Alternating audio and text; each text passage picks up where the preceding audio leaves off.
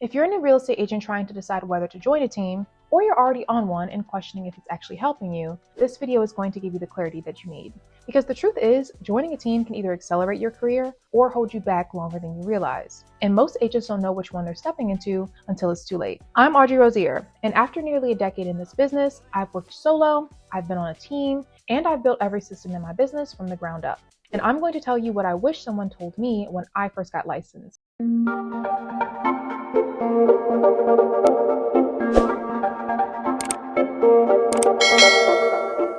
Let's start with the hard truth. Agents don't join teams because they want community. They typically join because they feel lost, they're overwhelmed, or they want structure. They want someone to tell them what to do, and there's nothing wrong with that. You're brand new. You don't know how to write a contract, you don't know what to say to a lead, and you don't know how to build a pipeline. So a team can typically give you direction. It can speed up your learning curve. It can also help to get your first few closings under your belt. But here's the part that most agents don't consider until they're deep in it. A real estate team is not a mentorship program. A team is a business, and you're joining onto somebody else's business. You are helping expand someone else's brand, and depending on the team, you might be giving up half, sometimes more, of the commission that you earned just to be a part of their structure. Now, that does not mean that all teams are bad, but it does mean that you need to be strategic.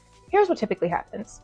Agents join a team, they're excited, they get their first few deals, and then reality hits. They realize they're closing deals, but not building anything that belongs to them. They're not building their own brand, they're not learning how to generate their own leads, they're not developing confidence outside the team system.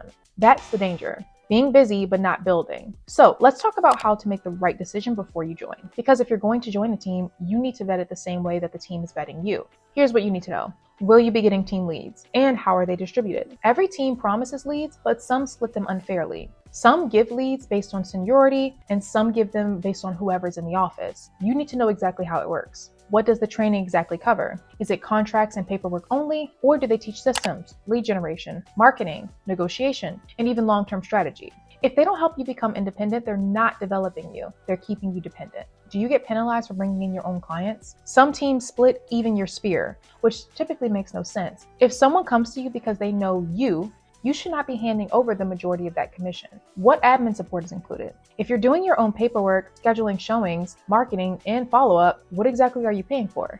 And finally, can you use your own brand? You need to know whether you're allowed to create your own content, run your own social media, and build your own identity. Because if not, you're building their house, not yours. Now, let's talk about respecting your own long-term plan. If you're brand new, a team can be the best start, but only if you treat it like a stepping stone, not a permanent home. Your goal should be simple. Learn everything you can. Learn their systems, their follow-up structure, how they handle client communication, and what parts of the business you actually enjoy. Because once you know your strengths, you can build the kind of business that you want, not the one that you fell into. The truth that every agent really needs to hear is that whether you're solo or if you're on a team, success always comes back to the same thing.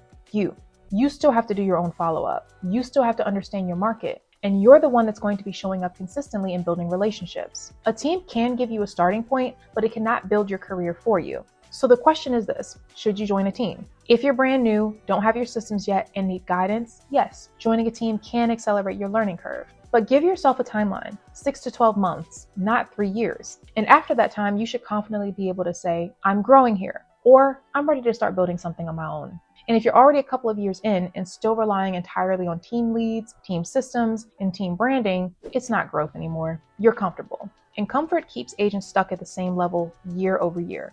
You can hire your own virtual assistants, build your own systems, generate your own leads, and you can create your own brand that works for you. And if you need help doing that, I've already created tools for you. You can check out my Etsy shop for scripts, templates, and systems that make building your own business so much easier. Or you can book a one-on-one coaching session if you want personalized guidance. Regardless of the path that you choose, here's what I want you to take from this video. Your real estate career should feel like it belongs to you. A team might help you start, but you should always be building something you own. That's all I have for today's video. Thank you so much for taking the time to watch, and I will see you on the next one.